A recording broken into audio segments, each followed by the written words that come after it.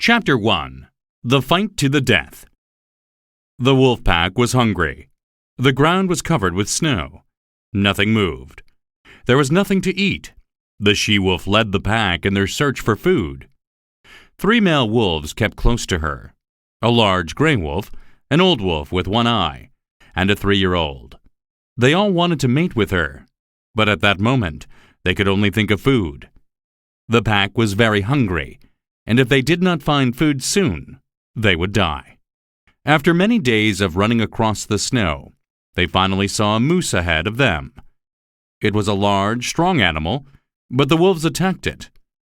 The pack made a circle around the moose. Even though it kicked and bit the wolves, badly hurting many of them, the moose became too weak to fight. The wolves leapt upon it, and it fell to the ground. Within seconds, the pack was feeding on the dead animal. When the wolves were full, they rested, and then they continued on their way. The pack divided into smaller packs. Some wolves went off in pairs. A few males went off alone. The large gray wolf, the old wolf with one eye, and the 3-year-old stayed with the she-wolf. Only the strongest one, who could fight and defeat the other 2, would mate with her. At first, the large gray wolf and the old wolf with one eye attacked and killed the 3-year-old. Then they fought one another. The old wolf with one eye bit the large gray wolf on the neck and killed him. During the fighting, the she-wolf sat quietly, watching and waiting to see who would become her mate. One eye went toward her, and she stood up. She ran off, and he followed her. It seemed that she was looking for something, but he did not know what. It was not long before they came to a Native American camp. There were men, women, and children in the camp. The 2 wolves sat outside the camp and watched for some time, then moved away. As they walked through the forest, One Eye saw a white animal ahead. He ran to catch it, but it leapt into the air. He could not reach it. He leapt into the air and caught the rabbit. He tried to take it back to the she-wolf, but could not. It was tied to a thin branch. The she-wolf was angry with her mate and bit him. She knew that the rabbit at the end of the branch was a snare. It was put there by the Native Americans. Snares could catch the foot of a wolf. She ran off, and One Eye followed her. He had learned a lesson that would be useful in the days ahead.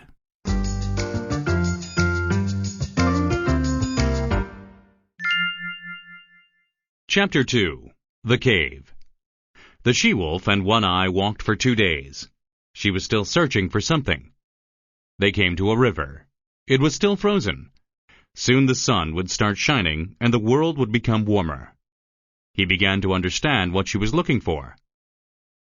They came to the opening of a cave. The she-wolf went inside.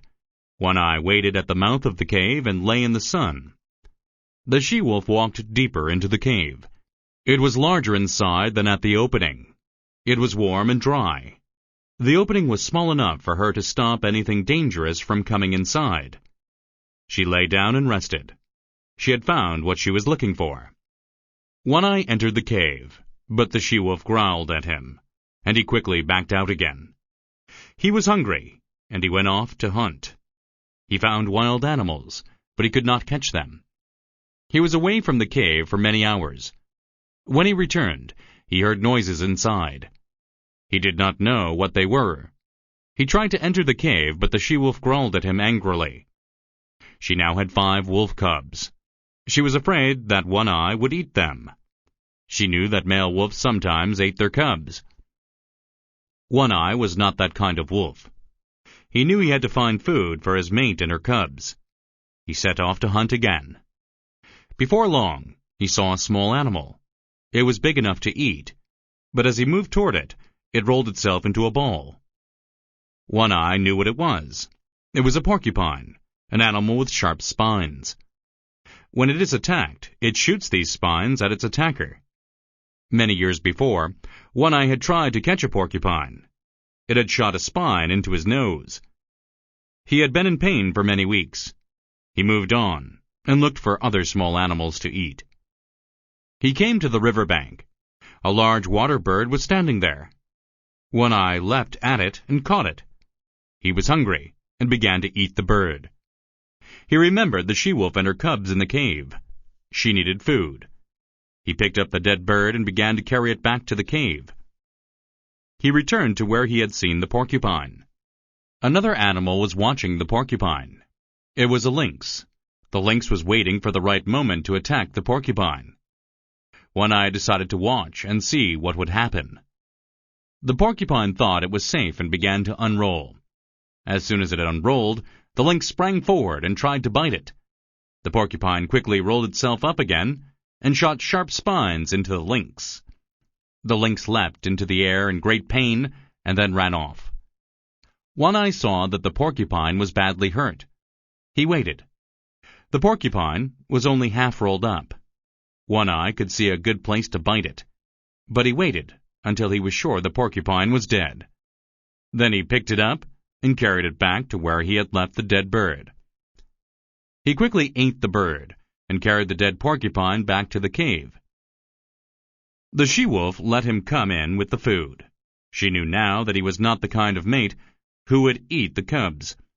She knew he would take care of her.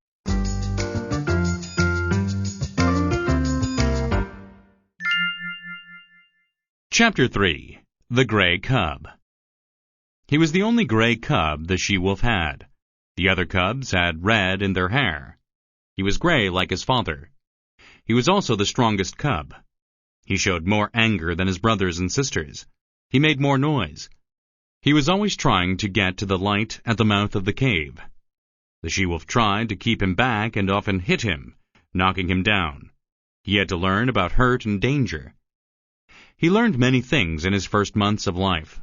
He learned not to walk into walls because when he did, the wall hurt his nose. He learned that there wasn't a wall at one end of the cave because his father walked through it. He never thought about why things happened. He knew only how and when they happened. This was enough for his wolf brain. At first, he lived on milk from the she-wolf, but she soon began to give him meat. Wolves live only on meat. If they cannot kill game, they cannot eat. At first, they lived on rabbits they stole from the Native American snares. But then the men moved away, taking their snares with them. There came a time when there was no meat. For many days the cubs did not eat. They were too weak and tired even to play. One-Eye, the cub's father, traveled far and wide searching for food. Even the she-wolf left the cave to find meat, but there was nothing. One by one, the cubs died, except for the gray cub. Only he lived. His father died too. He was killed in a fight with a lynx over food. The lynx had her own kittens to feed, and fought One-Eye to the death. Only the she-wolf and one cub were left, the gray cub. She had to leave him alone in the cave when she went to find food. The cub knew that he should not go to the light at the mouth of the cave. He did not know why he should not go, only that his mother hit him whenever he tried. He wanted to know how it was different from the other walls of the cave. One day, when his mother was out hunting, he walked slowly toward the mouth of the cave. At first he was afraid. When nothing happened after he entered the light, he stopped being afraid. There was so much to smell and see. He walked forward, and was surprised when he walked into nothing. The mouth of the cave opened on to the side of a cliff. He fell and fell and fell. He did not know what was happening to him. Then suddenly he landed on thick grass. He lay there for several moments, and then began to run. It seemed like the right thing.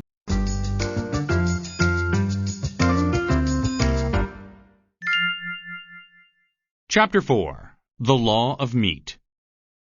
There were living things and non-living things in the forest. He learned that most living things ran away from him, but that some turned and were ready to fight him. By accident, he ate some baby birds. He took one in his mouth and bit it. The taste was good. He ate it. Then he ate the other birds. They were the first meat he found for himself. He met an animal about his own size. It was a weasel, a rat-like animal. The weasel was not afraid of him. It ran at him and bit his throat. He tried to shake the weasel off, but it held on. The cub could not stop the weasel from biting him, and soon he was losing a lot of blood. He was nearly dead. The she-wolf arrived just in time. She had been looking for her cub. The weasel let go of the cub's throat and leapt at the she-wolf. She was stronger than the weasel, and she killed it and ate it. She bent down and took care of her cub. He followed her back to the cave where they both slept. When he felt strong again, he left the cave and went into the forest. He knew his way home, and he knew the forest could be dangerous. He was nearly killed by a large bird. It came out of the sky and took a squirrel near him. The bird was big and strong enough to take a cub. He knew he must watch out for it, or it would come out of the sky and take him. He began hunting for his own food, but he was not good at hunting yet. He still needed food from his mother. One day, she brought him a lynx kitten. He was eating it when he heard a great noise from the mouth of the cave. The kitten's mother had followed the she-wolf to the cave. The she-wolf and the she-lynx started to fight. They would fight to the death. The cub ran forward. He bit one of the lynx's legs. It was not a big bite, but it was enough to give the she-wolf the chance she needed. Soon the lynx was dead, but the she-wolf was badly hurt. For a week, she did not move. The gray cub had to find food for both of them. Without his mother to take care of him, he learned what life was about. It was about meat. Without meat, there was no life. Animals had to eat other animals to survive. The law was eat or be eaten. It was a hard life, but the cub was happy. He felt very much alive.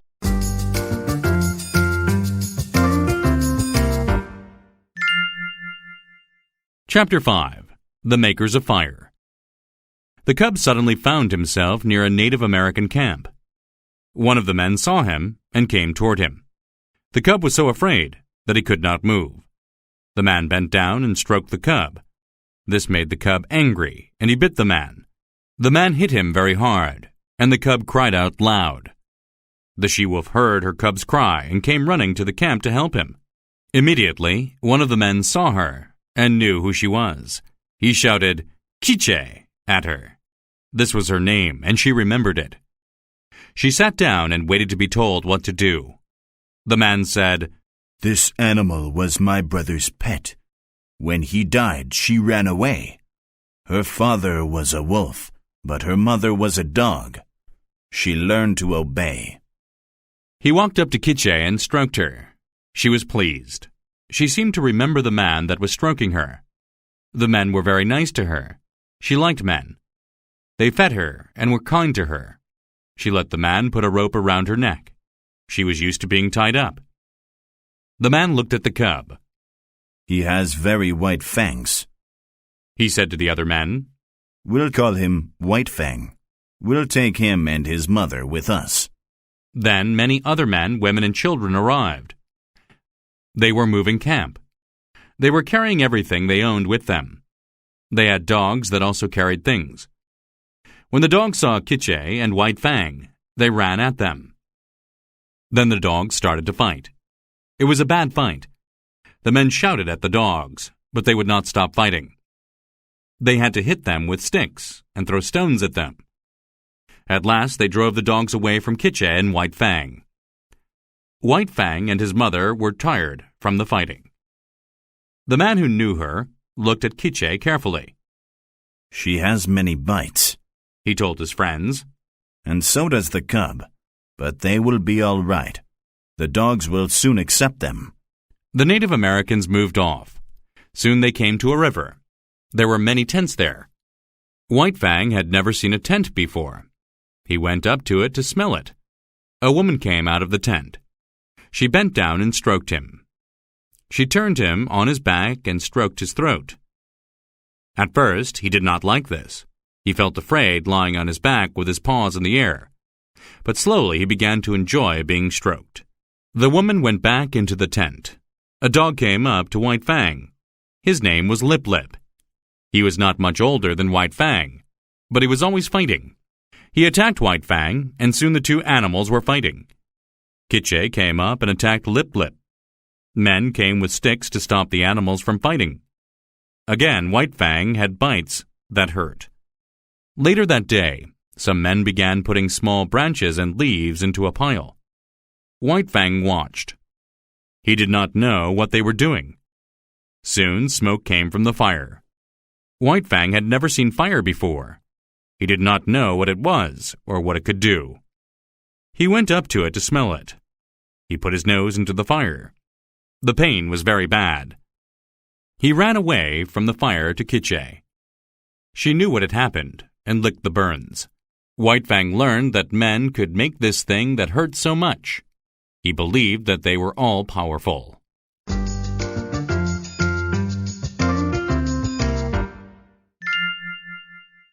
Chapter 6. White Fang and Lip Lip. White Fang had made an enemy of Lip Lip. The dog attacked him whenever he could. He was bigger and stronger than White Fang, and always won their fights. White Fang knew that he could never win a fight against Lip Lip. He knew that he had to do something else to teach the dog a lesson. Most of the time, however, White Fang was happy. His mother was tied up because the men did not want her to run away again, but he was able to be with her whenever he wanted. There was always meat to eat, and the women were kind to him. Only Lip Lip made him unhappy. He decided to do something about this bad-tempered dog. One day, he pretended to be hurt and unable to run fast. Lip Lip ran after him. White Fang stayed just in front of him. White Fang led Lip Lip toward the place where Kitche was tied up. Although she was tied up, she was able to bite Lip Lip. She turned him over and bit him many times. Lip Lip ran away when Kitche let him go, but White Fang's problem with him was not over. Lip Lip was the leader of the other dogs. They followed him and obeyed him. None of them would become friends with White Fang. Whenever he came near them, they attacked him. They knew that he was not a real dog. White Fang was always alone. He was never allowed to play with the other dogs. This made him unhappy and angry. He often forgot how to behave well. One day, one of the men went on a journey in a small boat and took Kitche with him. White Fang tried to follow. He jumped into the river and swam after the boat. Another man came after White Fang in his boat. He lifted White Fang out of the water. White Fang tried to get away from the man, but the man hit him and threw him into the bottom of the boat. When they reached the land, the man bent down to lift White Fang out of the canoe. White Fang was now very angry because he wanted to be with his mother. He forgot how powerful men were, and he bit the man. The man was so angry that he beat White Fang again and again. He hurt him badly. White Fang finally learned that he must never bite a man because if he did, he would be beaten very badly.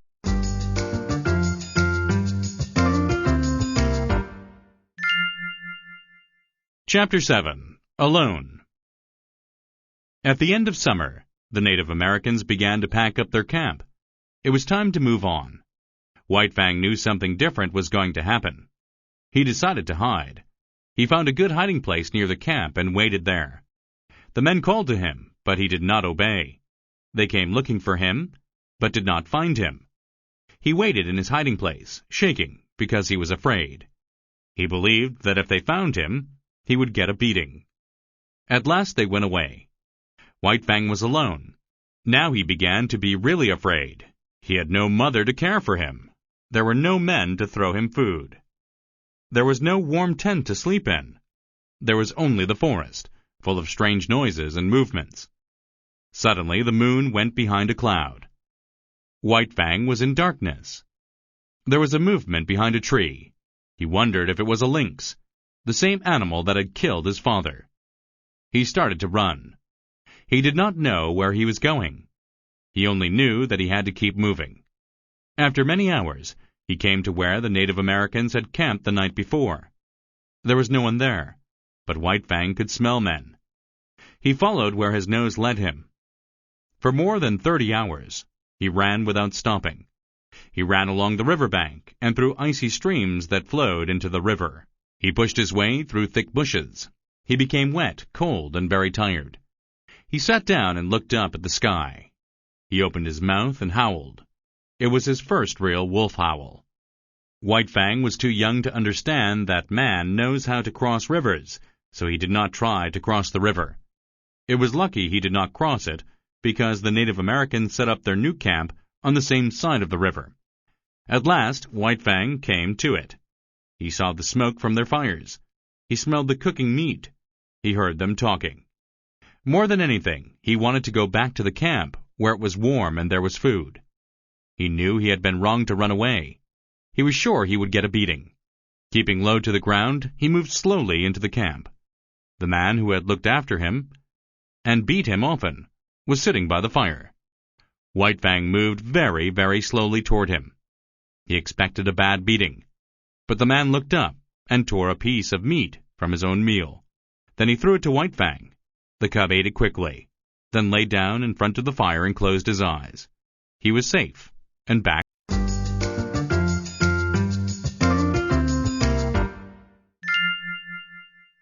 Chapter 8. The Law of the Gods. The Native American who looked after White Fang was called Gray Beaver. He did not keep White Fang as a pet. He never showed him any love.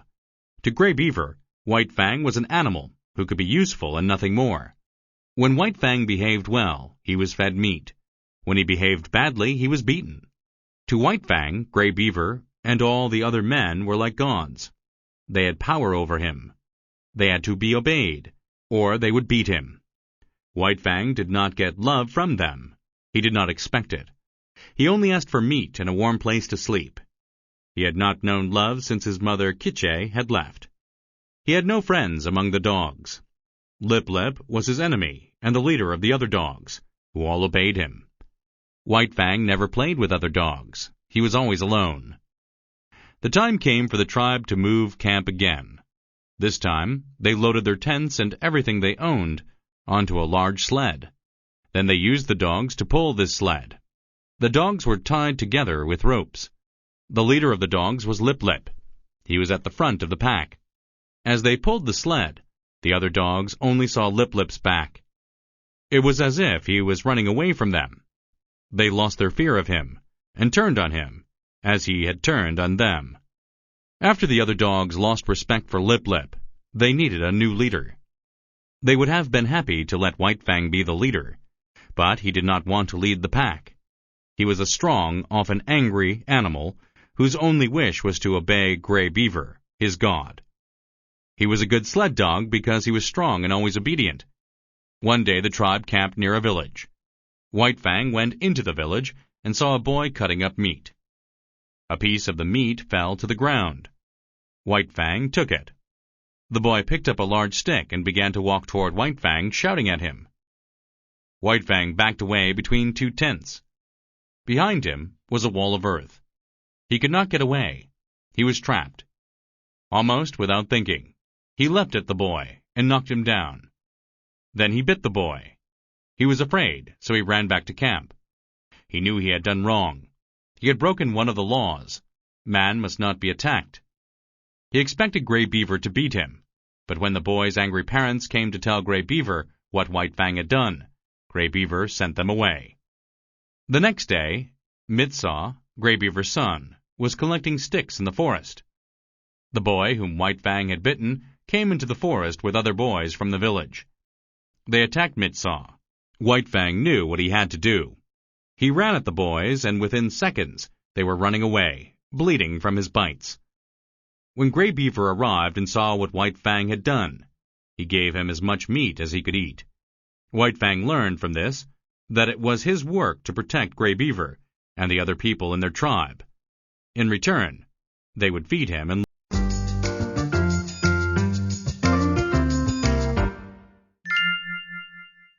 Chapter 9. The Famine. White Fang was almost fully grown. He had no more problems with Lip Lip, who stayed away from him. The other young dogs knew that he was dangerous, and they also kept away from him. Even the older dogs, such as Basik, avoided fighting him. One day, however, when White Fang was eating a large piece of meat, Basik forgot how dangerous White Fang could be.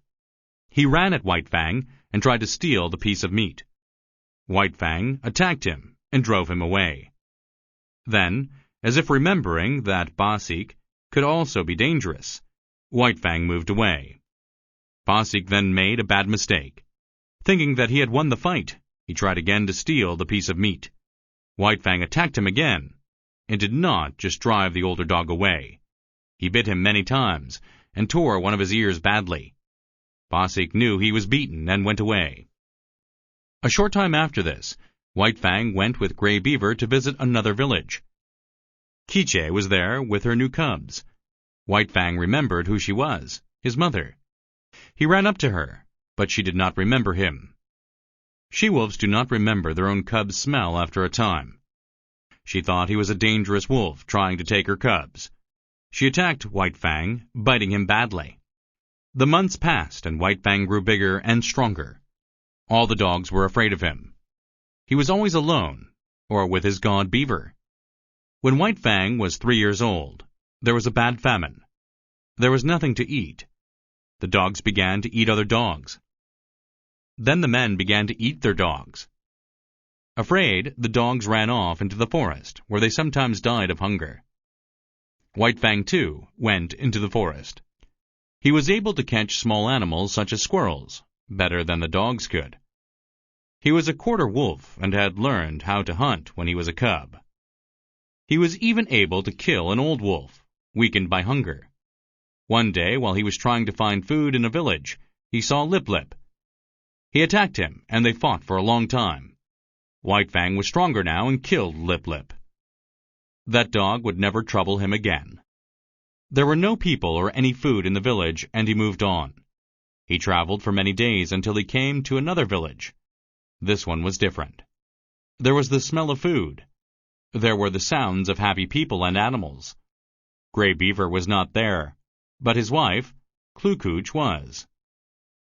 She welcomed White Fang with a meal of fish. The famine was over.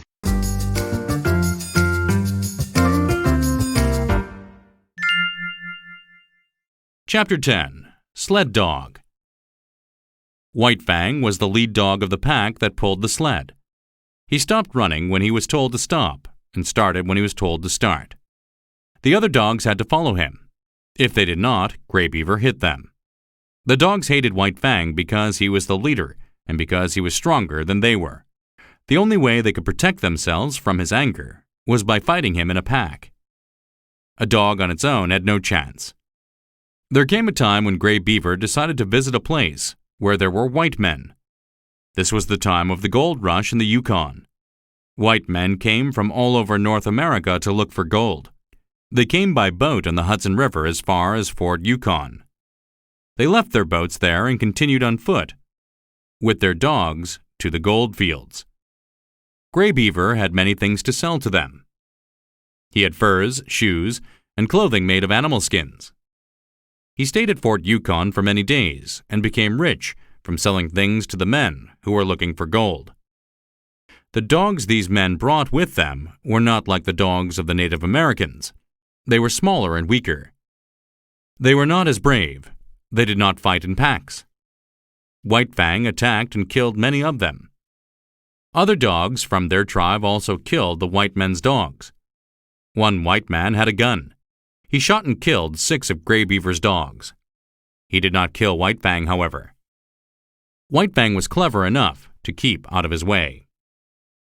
White Fang knew that somehow white men were different from the Native Americans. He knew that they could do things that the men in his tribe could not do. The white men quickly learned that White Fang was not like the other dogs. They could see that there was a wolf in him. They did not try to touch him the way they touched and stroked their own dogs. No one had ever loved White Fang. He obeyed Grey Beaver because Grey Beaver was a god to him, not because he liked him. White Fang had no friends among the other dogs. All dogs, all men, and all animals were his enemies. He was the enemy of everything and everyone. There was no kindness in White Fang, no gentleness. He was angry, dangerous, and a killer of anything weaker than himself.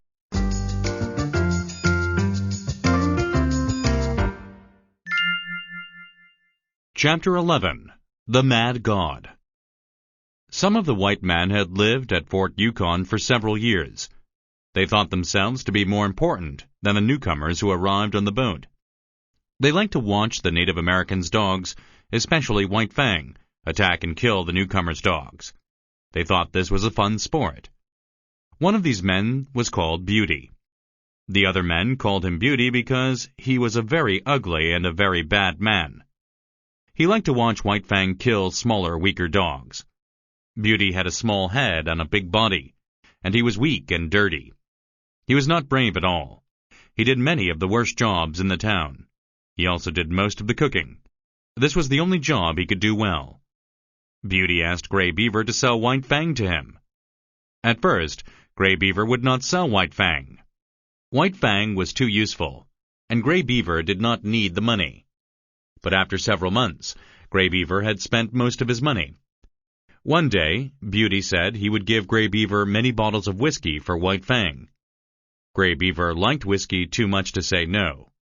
He sold White Fang to Beauty. Gray Beaver tied a rope around White Fang's neck. He handed the rope to Beauty. The ugly man took the rope and pulled. White Fang leapt at him and tried to bite him. Beauty let go of the rope and went to get a large stick. He came back with it and hit White Fang so hard that the dog fell to the ground. Beauty took White Fang back to his hut. Every day, he gave the dog a beating. These beatings were the worst that White Fang had ever had. Beauty enjoyed hurting the dog. He liked giving an animal pain. He was a very ugly, bad man. White Fang tried to run away and returned to Gray Beaver. One night he was able to bite through the rope that held him. He ran to Gray Beaver's tent. He hoped Gray Beaver would save him from Beauty, but Gray Beaver took him back to his new owner. Beauty beat White Fang more severely than anyone had ever beaten him before. White Fang was half blind and could hardly walk after he was beaten. Gray Beaver had been a nice god to White Fang. Beauty was a mad god. Almost beaten to death daily by this bad man, White Fang became more dangerous to other dogs. He was even dangerous to other men, and had to be tied up all the time. Beauty used White Fang as a fighting dog. He became famous as the Fighting Wolf, and men came from near and far to watch him fight other dogs. Beauty charged men to see him, and gave him no rest. After a time, the other men stopped letting White Fang fight their dogs. They knew their dogs would lose. Beauty had to get wolves for White Fang to fight. One day White Fang had to fight a lynx, which nearly killed him. He took a long time to heal and did not fight again until a man brought a bulldog.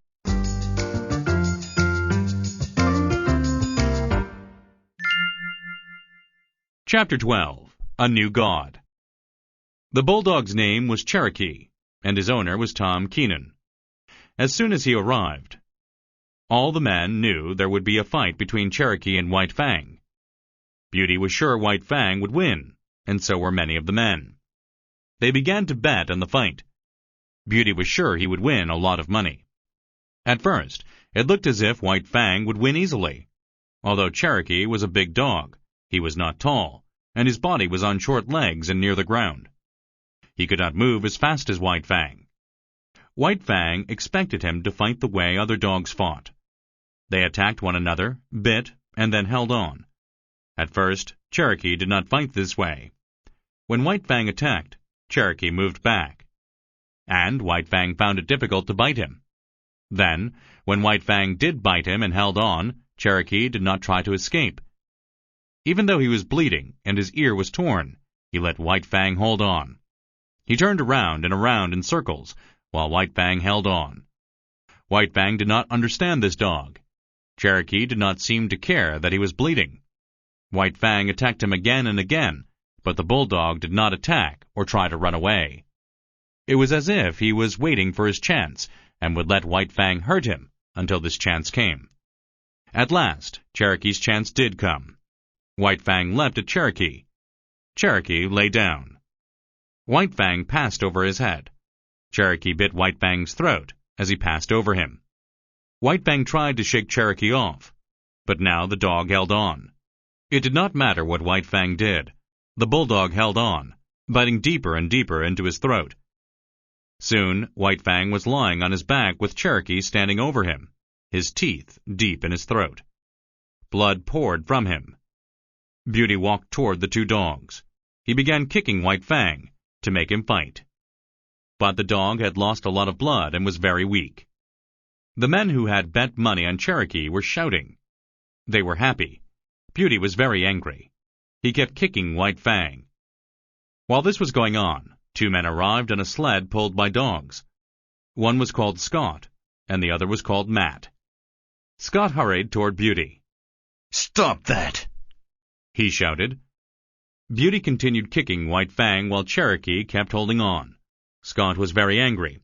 He shouted at Beauty and knocked him down. All the men stopped shouting.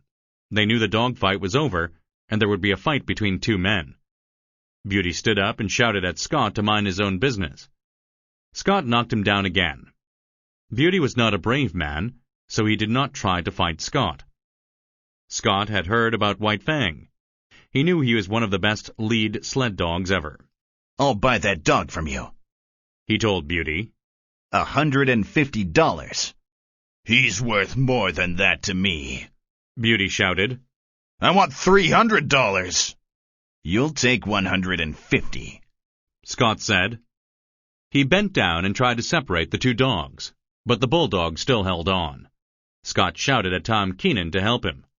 "I don't know how to separate them," Keenan said. "This has never happened before." Scott asked Matt for his gun.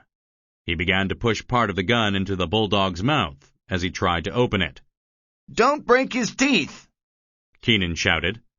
Scott paid no attention to him. At last, he got the bulldog to open its mouth. Matt came forward and pulled White Fang away. The wolf dog was now almost dead from his wounds.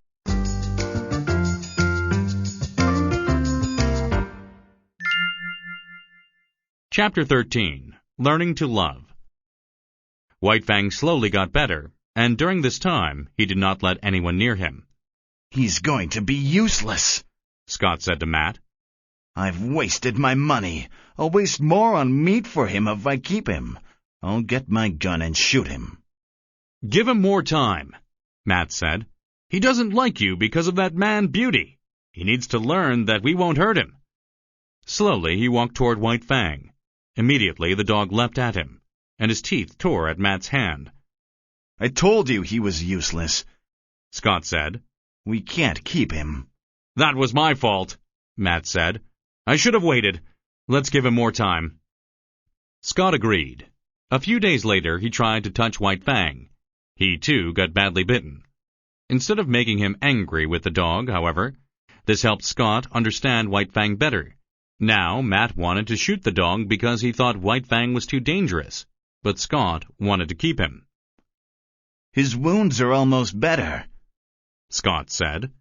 "He's big and strong, and he's worked as a lead sled dog. We need a dog like this. I'm going to keep on trying." He walked slowly toward White Fang, holding a piece of meat.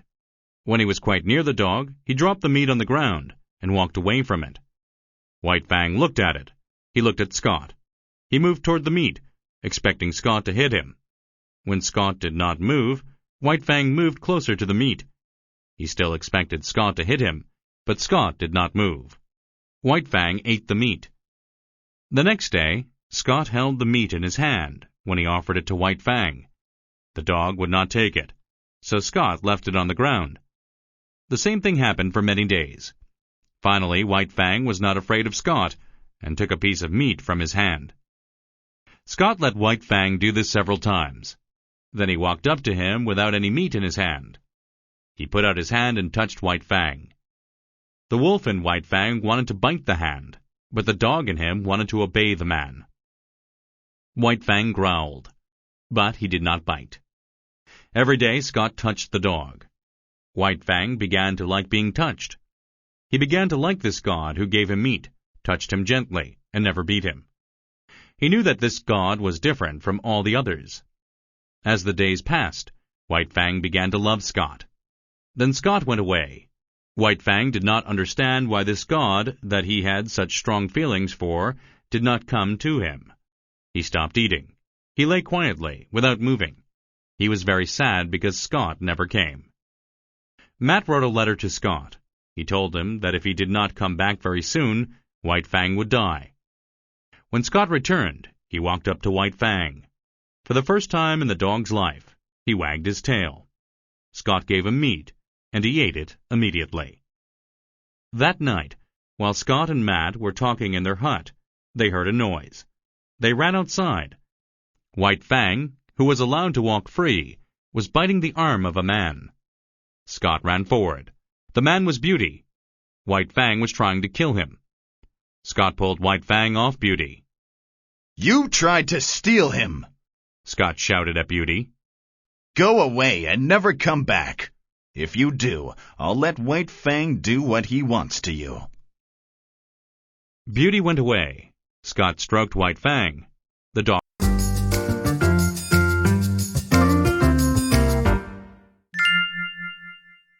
Chapter 14. A Different World. The time came when Scott had to leave the Yukon and return to his home in San Francisco. He began packing his things. White Fang did not know what was happening, but he felt that it was not good. He remembered how once before Scott had left. He had missed Scott badly and had stopped eating. He knew that Scott was going away. He lifted his head and let out a long wolf howl of sadness. "He knows you're leaving," Matt said to Scott. "I know. He knows that when I pack my bags, I'm going away. I'd like to take him with me, but I can't. He's still mostly wolf, and he'll kill any dog he meets. If he does that just once in California, the police will catch him, take him away, and kill him. I don't want that to happen. You look after him for me." "Remember what happened last time?" Matt asked. "He wouldn't eat. He nearly died." "I know. The problem is that he loves me. He lives to be with me now." He bent down and stroked White Fang. The dangerous animal that killed any dog that came near him put his head near Scott's and wagged his tail. "I'm sorry, White Fang," Scott said, "but you can't come with me." He turned to Matt. "We'll have to lock him up until after my boat has left." Scott locked White Fang in one of the rooms of their hut, and then he and Matt went down to the river where a boat was waiting. Scott got into the boat, and Matt helped carry his bags. The two men stood talking for a few minutes. Then Scott looked around. White Fang was on the boat, looking at them. "How did he get out?" Scott asked. "I locked the door," Matt said. "There's no way he could get out." "Come here," Scott told White Fang. The dog moved slowly towards Scott. "There's blood on his nose," Scott said. "Do you know what he did, Matt? He leapt at the window, broke the glass with his head, and pushed himself through the broken glass." "He must want to be with you very much," Matt said. Scott looked at White Fang for a long time, and then he said, "I'm taking him with me. I know I'm going to have problems, but I can't leave him behind." "I think you're mad," Matt said. "Write to me and let me know how you're doing." White Fang was not happy on the journey to San Francisco. He was very afraid when they arrived in the city. There was so much noise and so many people. He did not know how to behave. He knew only that he must take care of his God and of his God's things. When they arrived at Scott's home, Scott's mother walked toward Scott to put her arms around her son. White Fang thought she was going to hurt his God. He leapt at her. Scott got between the dog and his mother just in time. "It's all right, Mother," he said. "White Fang will be okay when he gets to know you." Scott's mother had two dogs, a female sheepdog called Collie and a male dog named Dick. White Fang did not attack Collie. He knew she was female and that he must not attack her. He immediately attacked Dick, however, and it was only because Collie helped Dick that White Fang did not kill him. Scott knew that his troubles had only just begun.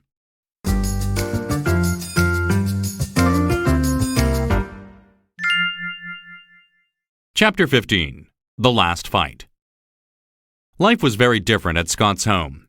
Scott lived with his father, a judge, his mother Alice, and his sister Beth. There were other animals as well, such as cats and chickens. White Fang had to learn that the other people in the house were friends, and that he must not attack the chickens or cats. One day, he got into the chicken house. He killed 50 of the birds. He thought he was very clever. When Scott found out, he was angry with White Fang.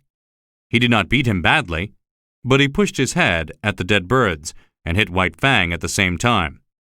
This way, White Fang knew he had done wrong. "The animal is a wolf," Scott's father said. "You'll never teach him not to kill chickens."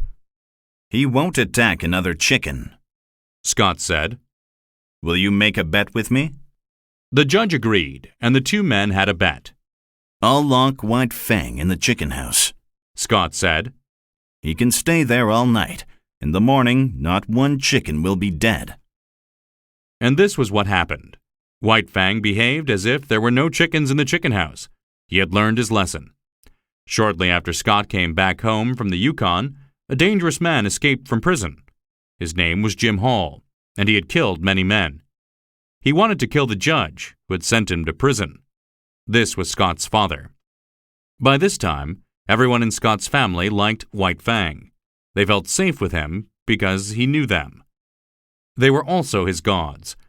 Alice allowed him to sleep in the house at night, even though he was not a house dog.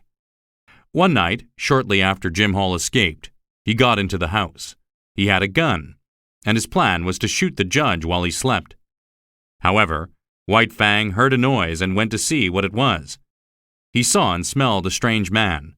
He knew that this man was not a friend and leapt at him. A fight went on for a long time. Jim Hall shot White Fang several times, but White Fang would not let go of him. He held onto his throat with his teeth. The noise woke everyone up. The police came and took Jim Hall back to prison. White Fang's wounds were very bad, and he was dying. Scott sent for a doctor, who looked at White Fang and said, "He has only one chance in 1,000 of living." "We must make sure he has that chance," Scott said. "He saved my father's life. We must save him. I don't care how much it costs." The doctor did everything he could for White Fang, but he had lost a lot of blood. He had a broken leg, and there were bullet holes in his chest. It seemed certain that he would die, but as the days passed, White Fang slowly got better.